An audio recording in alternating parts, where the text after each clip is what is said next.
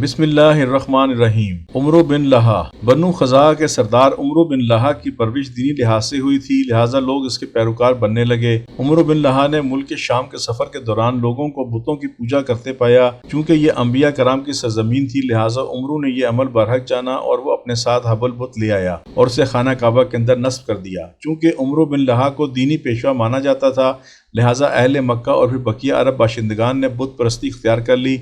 अरब बुतों को खुदा के बरगज़ीदा बंदे और इसके तहत काम करने वाले करार देकर इनकी इबादत करने लगे। वो इनसे मुरादें मांगते और समझते कि वो खुदा ही की तरह इनके मददगार हैं। अरबों के बड़े बुत हबल इंसान की शक्ल में था, इसको अहले मक्का सबसे बड़ा और अहम बुत समझने लगे।